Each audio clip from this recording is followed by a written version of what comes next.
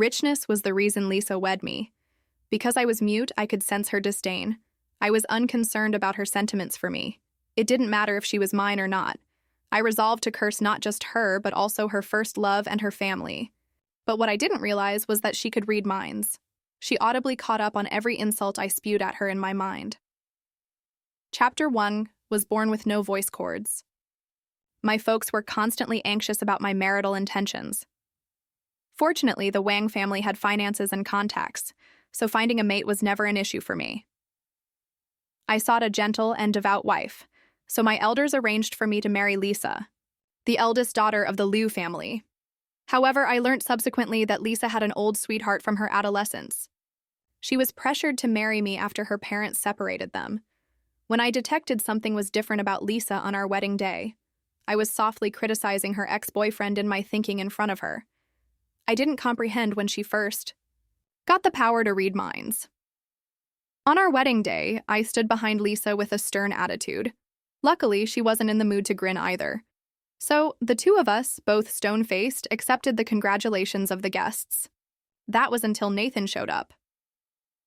For the first time that day, Lisa's lifeless expression melted into a little grin. I thought to myself, disgusting. He's dressed like a groom. If someone didn't know better, they'd think he was the one getting married today. I continued loathing Nathan in my thinking. Lisa quickly turned to glance at me, a tint of concern in her eyes. I had no idea what was going on and gave her a questioning look. Her cautionary stare went over me again, this time carrying a tinge of displeasure as she muttered, "Watch your words." Ridiculous. I was mute. What words had I ever spoken? I started cursing Nathan in my thinking, and while I was at it, I cursed Lisa too. On the surface, though, I maintained cool and controlled, using sign language to question, What's going on? Lisa's demeanor worsened. She enunciated each word carefully. James, do you have a problem with us? What the hell? How was she reading my thinking like some kind of parasite residing in my head? But on the surface, I kept my expression neutral and threw her a naive grin. Lisa scowled loudly and walked back to resume conversing to Nathan. The way they were acted, anyone would assume this was their wedding instead of ours. I kept up my polite grin, but mentally I was cursing. Lisa moaned with irritation. Chapter 2A's. The event drew to a finish. Nathan's reluctance to separate with Lisa was clearly written all over his face. Lisa's parents had also gone to the gate to see off the visitors. Seeing the two of them lingering together, not only did they say nothing, but Lisa's mother, Sarah, even smirked as she grasped my elbow and led me away. She answered, James, they haven't seen each other in a long time. Let them catch up. We'll wait for them in the car. I smiled and agreed. But in my thoughts, I thought, like mother, like daughter. A shameless daughter must come from a shameless mother. Lisa halted in her steps. I noticed her expression deepen. But I just imagined she was annoyed that I was walking too slowly. Never in a million years would I have guessed that she could read minds. As I waved at her, I casually tossed in another insult at her father. A rotten daughter must have a rotten father too. Lisa was astonished. I waited in the car with her mother for nearly half an hour. Finally, Lisa and her father headed there, at a moderate pace.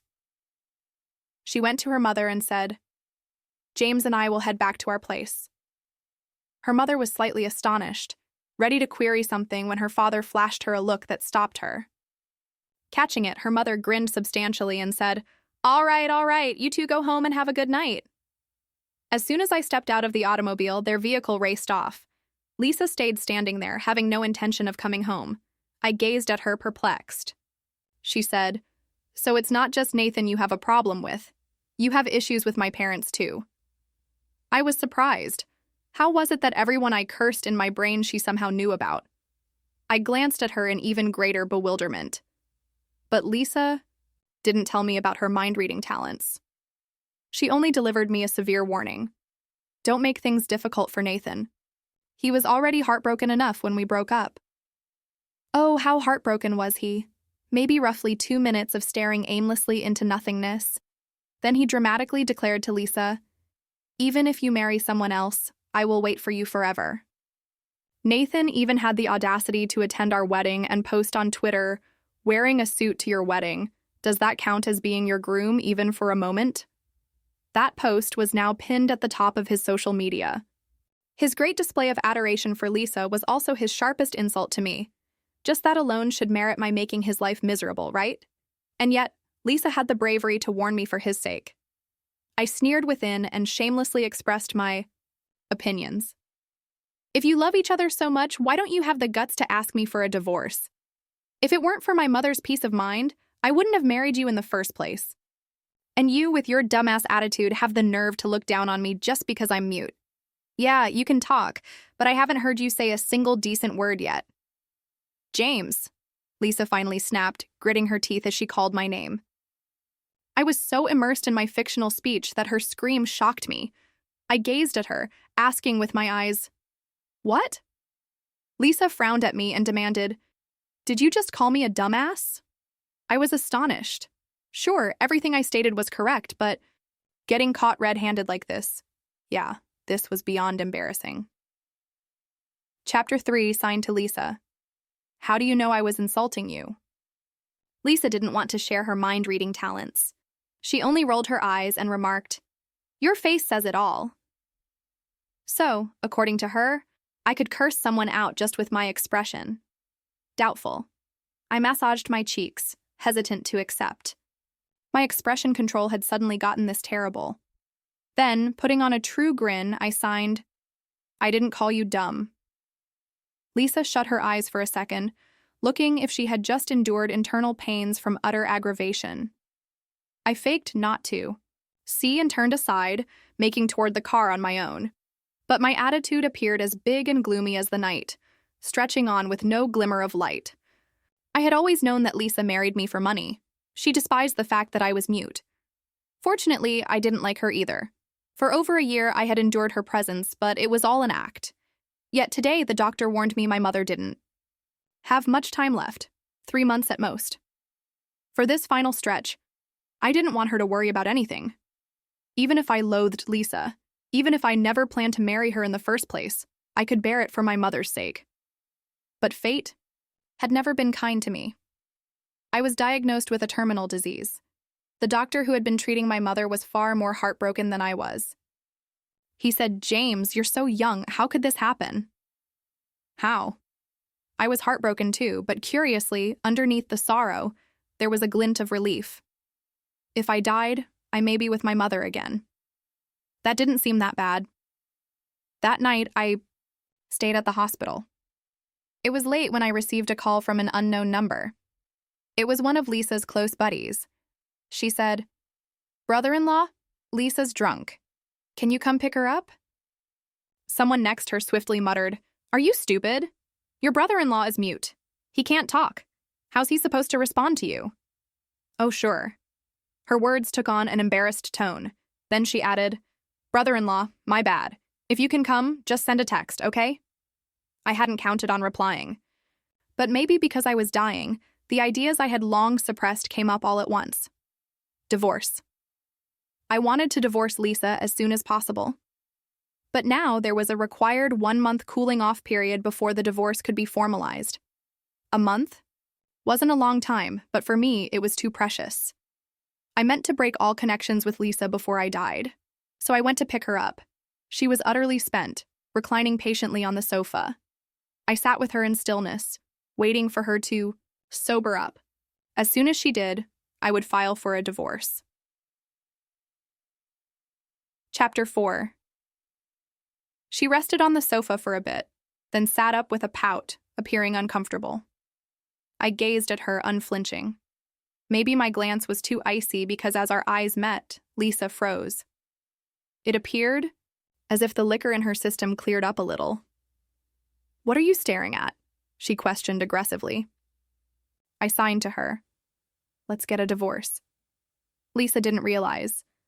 After living together for over a year, she still knew very little about me. Any relatively advanced or unusual sign language, she couldn't recognize, because she had never even attempted to learn. I let out a hidden sour chuckle in my brain. Talking to an idiot is tiring. Lisa raised a brow. I snatched up my phone and scribbled up a sentence for her to read. Still foggy from the wine, she glanced at the words slightly, bewildered. Then she questioned, "Divorce? Who's divorcing who?" I pointed to her, then at myself. Finally, she understood, but she couldn't believe it. A quiet man, daring to ask her for a divorce. Annoyed, she sneered, "You don't seriously think that after divorcing me, you'll have a bunch of women lining up for you, do you?" I shook my head. My determination didn't waver. She grew extremely agitated. "Fine, if you want a divorce, I'll agree. But everything we discussed before stays the same. Your family's investment, non-refundable." I nodded. "Consider it the price I paid for my mother's joy during the last year." It was a large amount, but a deal was a deal. There was no taking it back. Lisa at me carefully, even slowing down her words as she questioned, "James, why do you suddenly want a divorce?" That should have been the first thing she asked, if she cared about me at all, but because she didn't, she displayed her fury first. Only after that did she bother asking why. I didn't answer. I only smiled at her. As I stood up, she instantly grabbed my wrist and shouted, "Why are you suddenly insisting on a divorce?" She stood to lose a lot. There has to be a cause. She was surely used to being treasured, so the concept of getting abandoned by a silent man was awful. But if she thought about it, she should be glad. Once we parted, she could be with Nathan publicly. Wasn't it a wonderful thing? I remembered back when I proposed to Lisa, I had been prepared to make our marriage work. Even if there was no love, we might still be respectable partners having a stable life together. People merely saw our money today, but they didn't comprehend how my mother and I had nearly been crushed when my father went. My mother had always worried that I would end up alone. After I got married, Mom worried that Lisa and I wouldn't endure. So Mom spared no effort in assisting the Liu family and supporting Lisa, all in the hope that I may have a beautiful marriage. But our wedding day had already shamed me enough. I had earlier asked Lisa to talk to Nathan about deleting his pinned post, the one denigrating our marriage. But Lisa had said, "People have the freedom to post whatever they want. Who are you to control him? And what I choose to do or not do is also my freedom. Don't try to control me." It was at that moment I realized Lisa wasn't even deserving of mutual respect. After that, I never tried again. But to Lisa, my existence alone was a restraint on her freedom. Well, now that restriction was going to disappear. I thought, "Lisa, I'm dying. You're finally free." As that concept registered, her clutch on my wrist instantly lessened. Shock blazed over her face. But I didn't understand she could hear my thoughts. I was so delighted she didn't ask any more questions. That saves me the effort of explaining. After all, she didn't love me. She didn't care about me. Why would my death matter to her? Saying too much will merely make me seem unhappy. I turned and headed for the bedroom upstairs. With every stride, I couldn't help but moan internally. What a waste of a wonderful face. If only her character were better, she'd be wonderful. Nathan doesn't love her that much, does he? Otherwise, how could he let her suffer all the guilt for cheating? They deserve each other. At least after damaging me, they won't go on to hurt someone else. But what a shame. I have walked this earth without ever realizing what love actually feels like. Maybe if I had met someone better, I could have experienced it. But Lisa, she wasn't worthy. Chapter 5. After I retired for the night, Lisa walked out to locate a mate. This friend had known her since they were children. The second she noticed Lisa's face, she understood something was off. At the pub, Lisa appeared worn out, her face furrowed with worry. Olivia remarked, "Did you argue with James?"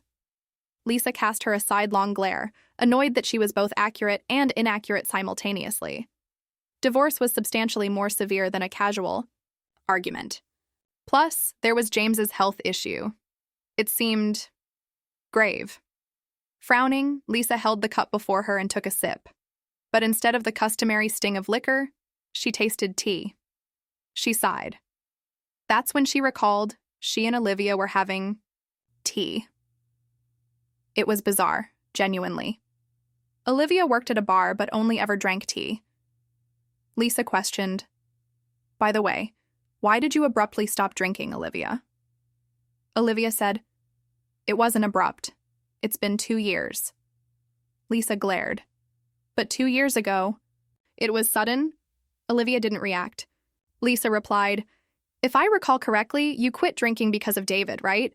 Did he really influence you that much? Olivia gave her a sneer. How can you sip tea and still chat so much? Lisa scoffed and took another sip.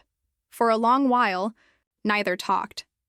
Then out of the blue, Olivia commented, He influenced me a lot. When he vanished, it felt like my life ended too. Lisa glared.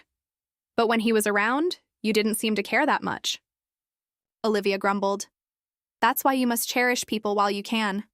That goes for you too. Their friend circle had an unspoken hierarchy based on age. Olivia was the oldest, but she never lectured anyone, especially about relationships. Maybe, since it was late and neither was in a good mood, she was finally opening up. Olivia questioned, Lisa, how do you truly feel about James and Nathan? Lisa took a cup of tea and responded, I don't really feel anything for Nathan anymore. The breakup was just so sudden and it hit him hard. I felt guilty, so I wanted to make it up to him. Olivia nodded. And James? Lisa murmured. James. She pondered for a long time but couldn't find the perfect words. Olivia said, You're just accustomed to him.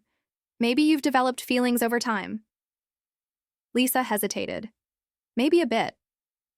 It was only when James abruptly requested for a divorce tonight that she learned precisely how deadly habits may be. In that moment, she pictured walking home to an empty house, and it upset her.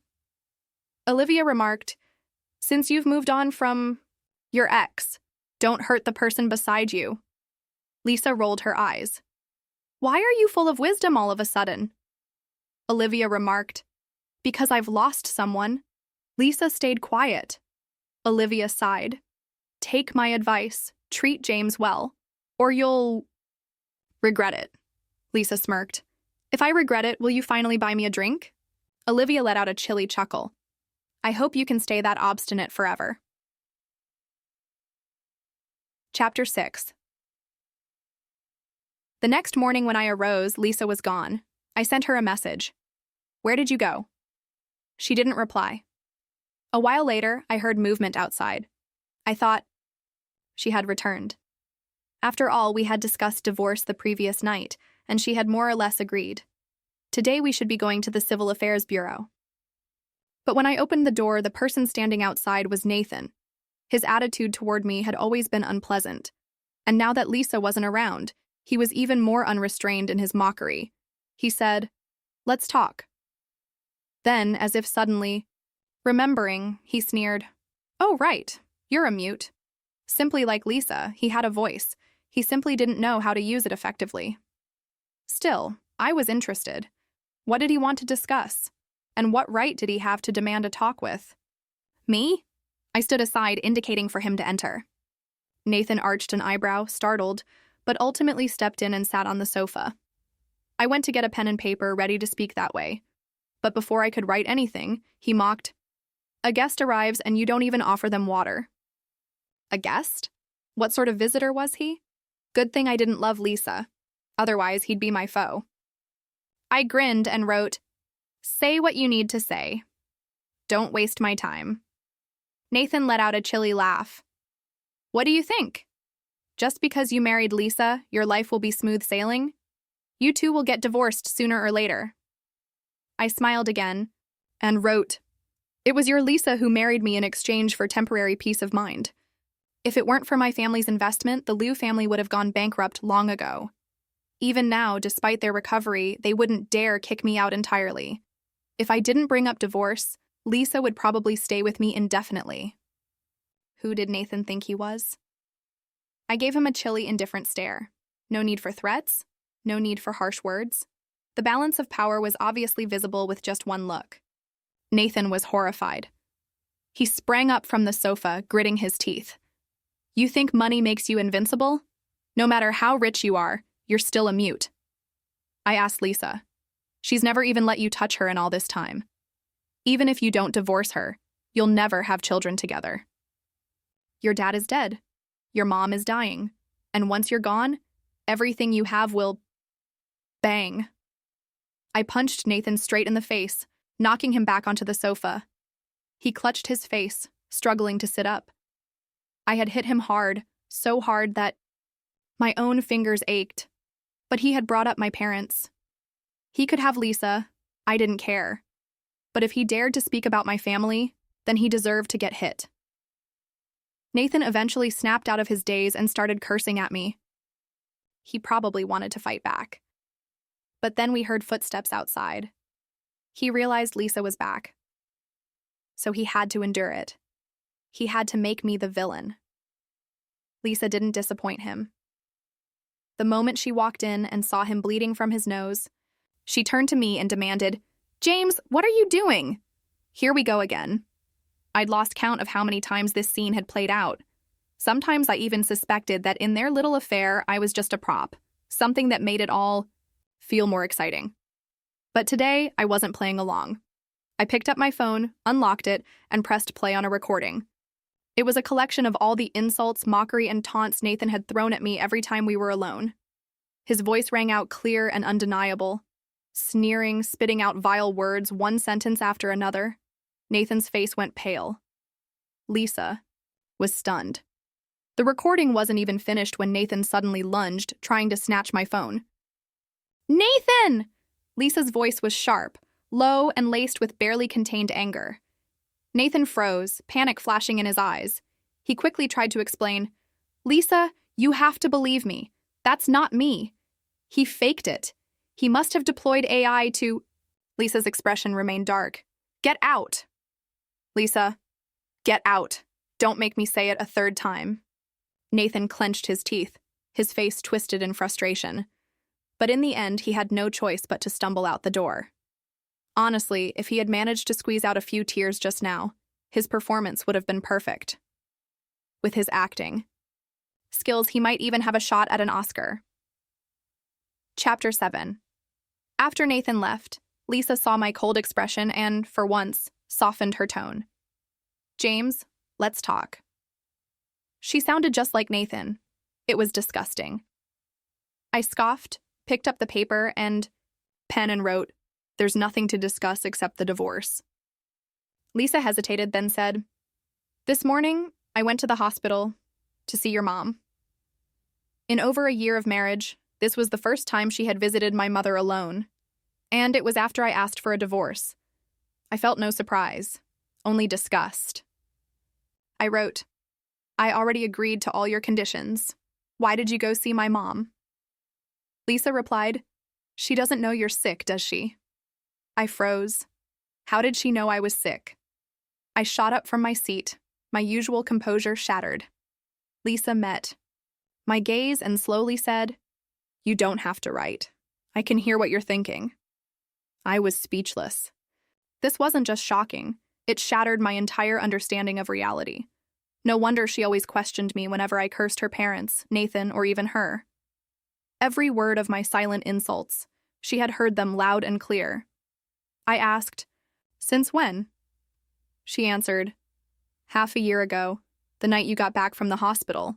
That was the night my mother's sickness deteriorated.' The specialists had proposed a different technique, but the possibilities of success were slim. That night, after my mother fell asleep, I sat beside her hospital bed till 2 a.m. The nurse had already gone home, but in the middle of the night, she unexpectedly returned to the hospital. She grasped my hand and said, 'James, I was worried about you.' A stranger, someone who was only doing her job for money, left the warmth of her bed in the middle of the night because she cared about me. Meanwhile, Lisa had went to a party. Nathan was there too. Nathan even publicly posted about it online. They were celebrating, and I was in quiet pain, unable even to cry out loud. I never would have believed that the night Lisa gained her mind-reading gift was that night. At 4 a.m, when I ultimately reached home, she had just gotten back as well. I remembered she whispered something when she noticed me. Back? Then I was too grief-stricken to pay attention. I felt she was moaning about my horrible mood. But immediately I realized she had been asking if something was wrong. I ignored her. And at that instant, she heard my thoughts for the first time. That night I had thought, why does my mother have to be sick? If someone had to suffer, it should have been Lisa. She deserves it. She should be the one dying. Lisa had been wordless. At first, she didn't believe it. But after hearing my views again and again, she slowly recognized it was true. And nearly every time I was smiling on the outside while loathing her on the inside. Out of every 10 thoughts she heard, 8 were insults targeted at her. The final 2, curses against her parents and Nathan. Lisa sighed. I always thought, you were just petty, that you resented my past with Nathan, so you kept bad-mouthing him in your head. I never knew that he insulted you too. Oh, he insulted me loads. And his remarks were bad. But neither of them had anticipated me to videotape. Everything. Every single time. I hadn't initially planned to expose him. I had only preserved the cassettes as leverage, something to use if I ever needed it. But because Nathan had asked for it, I was more than glad to give him what he deserved. I gazed at Lisa coldly and murmured in my mind, now that you know everything, so what? Lisa pushed her lips together, hesitating. She didn't want to talk about Nathan. Fine, I wouldn't force her. So I provided a fresh question. When are we going to the Civil Affairs Bureau? Lisa said, James, you should focus on your treatment right now. I wrote, what I do or don't do is none of your business. Those were her similar statements to me previously. Now I was flinging them back at her. Without waiting for her reply, I rose up and fled. Lisa shouted after me, James, where are you going? What's it to you, dumbass? Lisa was speechless. Chapter 8. I went to the hospital. The caregiver greeted me with a grin. Miss Lou came by this morning. I nodded. Seeing that I wasn't startled, she hesitated before asking gently, are you two back together? I shook my head, then took out my phone and wrote, we're getting a divorce. She was stunned. Holding my hand tightly, she questioned, did she ask for it? I replied, no, I did. I was the one who didn't want Lisa. So what if she was stunningly beautiful? She had never loved me, never even seen me as her spouse. What was the point of keeping such a marriage? The caretaker inspected my visage, reading the confidence in my eyes. She inhaled, eyes reddening. Then, what will you do from now on? Yes, what would I do? My father was long gone. My mother was dying. And I was seriously unwell. I had all the money in the world, yet I couldn't acquire a single person who genuinely cared about me. The caregiver appeared much sadder than I felt. Her eyes shimmered, with unshed tears. I dropped my head, avoiding her sight, because if I saw her eyes, I may lose control and weep too. But even if I did, no sound would come out. Silent anguish was like a boomerang, flowing out with my tears only to circle back and slash into my heart all over again. I know this sensation too well. It stung, so much that I prayed I could simply die and be done with it. The caretaker told me that Lisa had spent a long time conversing to my mother that morning. After Lisa went, my mother secretly wiped away tears. The caretaker hadn't dared to inquire too much, terrified of making her even unhappy. But I could guess what Lisa had said. I jotted out a note to my mother. What did Lisa say to you this morning? She beamed pleasantly. What else? She said that your relationship is getting better and that I should wait to become a grandmother. I signed, no, she wouldn't say that. Why not? My mother humorously rolled her eyes. Didn't you always tell me how good she was to you? That had all been lies. To make my falsehoods more plausible, I had even taken pictures of my takeaway dinners and emailed them to my mother, saying Lisa had made them. I had spun so many falsehoods that in my mother's eyes, Lisa and I had always been a happy match. But now I had to be the one to ruin that illusion. I signed, Mom, Lisa and I are getting a divorce. She wasn't startled, was slightly shocked before she quietly queried, is Lisa just throwing a tantrum? I shook my head and replied, she doesn't love me. My mother groaned, I see. She extended out and took me into an embrace. In that instant, all the tranquility she had been hanging on to crumbled. Her voice trembled. Our James is such a wonderful person. If she doesn't love you, it's her loss. You must have suffered so much holding on this long for my sake. I shook my head. I didn't feel like I had suffered. Even though Lisa had never entirely cut links with Nathan, I had never loved her. So I wasn't heartbroken, just amused at the foolishness of it all. The only thing that made me sad was that I hadn't asked for a divorce sooner, hadn't informed my mother the truth earlier, because in the end, she had to hear it from Lisa's lips, that she didn't love me. When Lisa had delivered those words this morning, my mother must have been distraught, hearing her own son being so thoroughly rejected. She swallowed back tears and sought to console me. It's okay, James. You're such a good person. You'll definitely meet someone even better in the future. Just let Lisa live to regret this. I smiled and nodded, but down inside I knew Lisa wouldn't regret it, and I wouldn't have a future. Chapter 9. Lisa continued postponing the divorce. I had contacted her several times, but she either made excuses or ignored me altogether. Losing patience, I addressed the situation straight to her parents. And then they detonated. Richard scolded her harshly. We overlooked your situation with Nathan, but how can you have no boundaries at all? If James makes this public, he's mute and from a single-parent family, the public will side with him. It'll ruin your reputation and drag down Liu Corp's stock price. Go apologize to James immediately. No matter what, you cannot get divorced. After scolding Lisa, they turned to me, trying to play the sympathy card. They brought expensive presents to the hospital, telling my mother how much they adored me. Sarah said sweetly, whatever Lisa has done wrong, we'll discipline her. We'll make sure she changes for the better, James. Don't act on impulse. Talking about divorce so casually, it's the worst thing for a marriage. Marriage? There's no such thing between me and Lisa.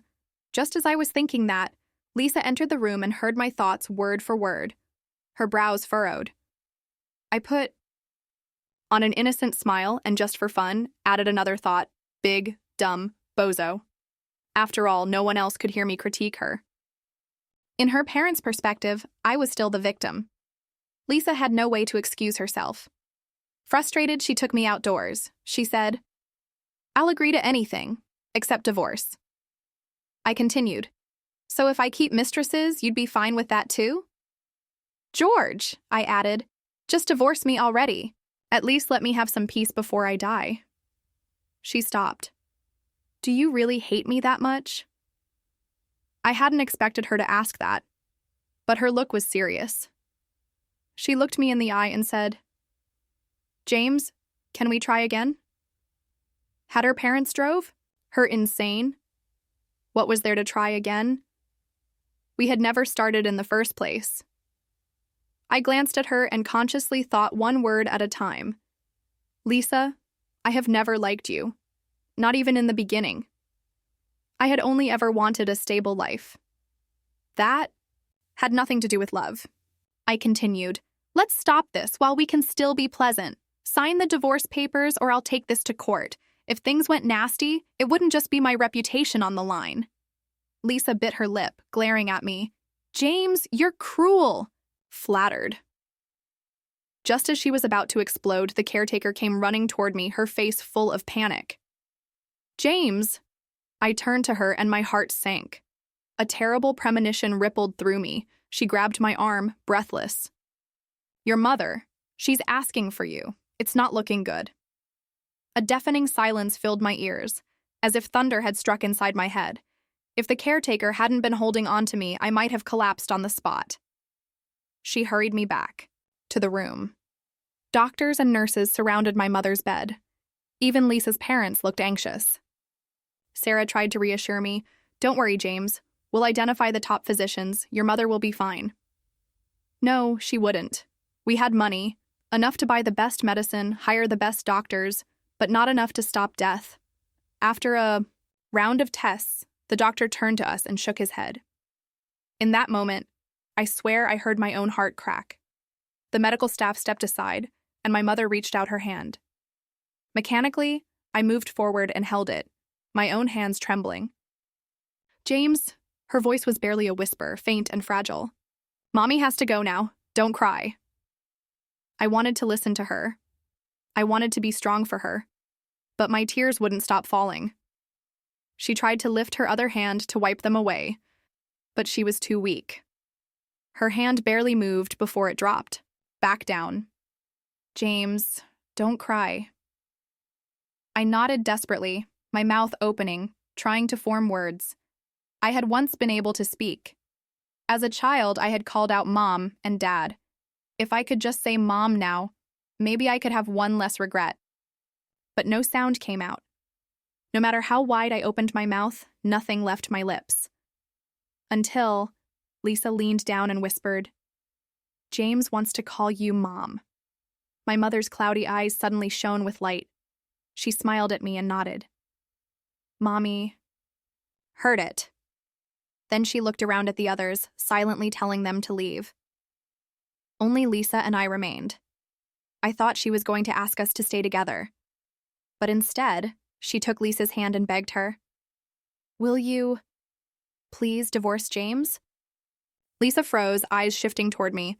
Suddenly, I felt like I couldn't breathe. I clutched my chest. Something inside me had completely shattered. Before, my mother had worried about leaving me alone, hoping someone would stay by my side. But now, she was afraid my marriage would ruin me, afraid I would spend my life trapped in a mistake. She wanted Lisa to set me free. "Please," she whispered, "agree to the divorce."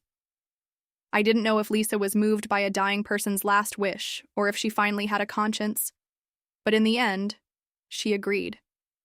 My mother let out a sigh of relief. She touched my head and smiled. "James, just be yourself. Be cheery." "I will," she said. "Mommy's going to seek Daddy immediately. Come later, okay? In the next life, be our kid again." "Okay." "James." In her final moment, I lifted her into my arms. She took her last breath there, in my embrace. I held her hand and felt her life slip away. I thought, "Mom, I'm sorry, but I'm about to disobey you one last time. I'm coming to locate you and Dad shortly." Chapter 10. When I got up, I was in a hospital room. Lisa was sitting beside the bed. I had no concept how much time had passed. Seeing me try to get up, she promptly screamed, "I've already organized for your mother's burial. Don't rush. Get out." The sharp, unhesitating words left Lisa momentarily stunned. Holding back her temper, she said, "James, I already promised your mother I would divorce you. Can you at least cease hating me so much?" "I can't, unless you die." Lisa was speechless. Realizing that talking to me was useless, she got up and went outside to cool off. When she returned, she found me typing furiously on my phone. Something about the way I looked set off alarm bells in her head. She rushed forward and snatched the phone from my hands. Her eyes widened as she read what I had written. "James, do you have to do this?" she snapped. I replied, "I already warned you. If you refuse to divorce me, I don't mind making this public." I was prepared to submit a divorce proclamation. I didn't care if it damaged the Liu family's reputation. I didn't care whether Liu Corp's stock price plummeted. I was dying. Why should I worry about anyone else's survival? Lisa glanced at me for a long time. Seeing that I had no intention of backing down, her demeanor ultimately shifted. Subtle, but filled with exhaustion. Softly, she said, "James, I already promised your mother I would divorce you. Don't bring up my mother. If you hadn't gone to the hospital and told her you didn't love me, she wouldn't have been so upset. She may have lived a bit longer." Lisa stiffened. Then, after a pause, she said, "I never said that. I went to the hospital to find out about your condition. I figured since I was already there, I should check on your mother. But I never said anything like that." Maybe my mother had been too perceptive, picking up the truth from Lisa's demeanor alone. Lisa hesitated, then said, "I should have told you first. I'm sorry, James." Yeah, if she had told me, at least I could have prepared. We could have kept the narrative straight. my mother wouldn't have been able to draw the truth out of her. I was filled with hostility, but as I thought about it more, I realized I had no one to blame except myself. If I had admitted I didn't love Lisa sooner, if I hadn't suppressed my rage on our wedding day, too many ifs. I was exhausted, extremely tired. The Liu family wanted to prepare an elaborate burial for my mother, but in keeping with her wishes, I kept everything minimal. After she was buried, I moved back to my own apartment. Tabloid reporters followed Lisa, snapping countless shots of her standing outside my building but never entering. Speculation arose. People felt that our two families had fallen out and that we were headed for a divorce. The speculations led Liu Corp's stock prices tumbling. Lisa's parents came to visit me, thinking I may reconcile with their daughter. Richard said, "James, think about us too. If we're being honest, Lisa never really did anything wrong to you. If our company collapses, how does that benefit you?" "Mom!" Lisa instantly raced in, cutting short her mother's words. She turned to her parents and said, "Go home." They were plainly unhappy, their faces pinched with disapproval. Lisa glanced at me. I hadn't moved at all. More significantly, I hadn't considered anything. She quickly looked nervous. She walked forward and said, "James, let's go for a walk, okay?" Since moving back, I hadn't left the house for about 2 weeks. This large home was abandoned except for me. I didn't speak, and no one talked to me. I let myself fall farther and deeper into this soundless world, further and farther down. Chapter 11. Lisa disregarded her relatives and led me outdoors. Once we got into the car, she remarked, "Is there anywhere you'd like to go?" I stared out at the sunlight, so bright, so warm. The blood in my veins, which had been lifeless for so long, suddenly began to move anew. I thought, I want to go to the mall. Lisa nodded. She didn't understand why I suddenly wanted to go shopping, but she didn't question it. Not until I acquired a well-fitted suit. That was when she started to realize I wanted to wear it when I went to see my family. By the time we reached at the cemetery, the sun was lowering. The golden glow of the sunset bathed the gravestones in beautiful light. Standing before their tomb, I straightened my collar and grinned. I thought, Mom, Dad, do you remember what I'm wearing today? Doesn't it look just like the suit I wore on my birthday as a child? The one you both picked out for me? I dressed like this so you would recognize me right away. Living alone is stressful. I miss you both very much. Lisa stood behind me, listening to every sentence in my heart. I didn't care whether she heard. At this point, nothing mattered anymore. But Lisa did care. She instantly rushed forward and threw her arms around me from behind. Her voice felt scratchy, like she was fighting to hold something back. James, the hospital found a matching donor. If you undergo the transplant, you'll be able to live. I don't need it. She tightened her hand on me. But didn't you say you don't want to have anything to do with me after you die? I scheduled the surgery for a month from now. We can go to the Civil Affairs Bureau first, finalize the divorce, and then you can have the operation. It was a tempting offer. If my mother were still living, I would have approved without hesitation. But suddenly, I had no reason to keep going. The ache in my body was nothing. The anguish in my heart, however, was enough to overwhelm everything. I thought, Lisa, I'm tired. She mumbled, Then please, I'm begging you, just take the surgery, okay? I still shook my head. A tear landed on my sleeve. Then another. Lisa's choked voice trembled behind me. Your parents, they would want you to live. Do it for them, not for me. Please, we can acquire the divorce first. Then you may receive the treatment. James. I sighed gently, then thought, okay. Chapter 12. On the day we got our divorce certificates, Lisa seemed to be in a great mood. She wore makeup and a brand new dress. Looking down at the little red booklet in her hands, she then lifted her head and said to me, Let me take you to the hospital. I shook my head, but she insisted. She said, We agreed. You'd go straight to surgery after getting the divorce. If I don't see you in the hospital myself, what if you run away halfway? I didn't argue. But for some reason, I felt a strange unease all day. Lisa acted relaxed, even cheerful. Yet something about her felt unbearably heavy. She followed me all the way to the operating room doors. Just before I went in, she leaned down and whispered, "James, don't be terrified. Everything will get better." I wasn't afraid at all. If anything, she looked like the one who was scared. Maybe that late-night conversation with Olivia had woken her up. Maybe over time she had really developed feelings for me. But it was too late. Everything was too late. The surgery was a success. Before I was discharged, Liu Corp's lawyer came to see me with some documents to sign. It was a compensation agreement, something Lisa had voluntarily set up after our divorce. The sum equated to nearly half of the money my family had invested in their company. The lawyer said that this was the most Lisa had been able to fight for on my behalf.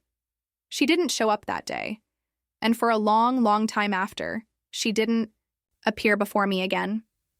Nor did she appear in public. Her parents also became much more low profile. Even when the media asked about her directly, they avoided the topic. I converted all my assets into a bank account balance. Then I left. That day, the weather was awful. It rained nonstop. I stood by the airport's glass window watching the raindrops slide down its surface. Then, in the reflection, I thought, I saw a familiar figure, but when I turned around, all I saw was a sea of strangers. People hurrying toward better futures. No time to look back. 2 years later. On Lunar New Year's Eve, after a long silence, Lisa finally posted on social media, "Happy New Year." The photo attached was of an airport, but aside from the glass panels, there was no one in the frame. No indication of who she was speaking to. And yet, everyone seemed to know. Many people liked the post. No one left a comment. Lisa had just set her phone down when an unknown number called. The caller. ID showed an international number. She hesitated, then picked up. At first, the other end was silent. Then a voice came through. "Happy New Year." It wasn't a thought in her mind. It was a real voice. A warm, deep voice, like heaven's melody. Lisa didn't respond. The call disconnected a moment later. But that day, it became the happiest New Year of Lisa's life. She whispered, "Happy New Year, James. I hope you're delighted too."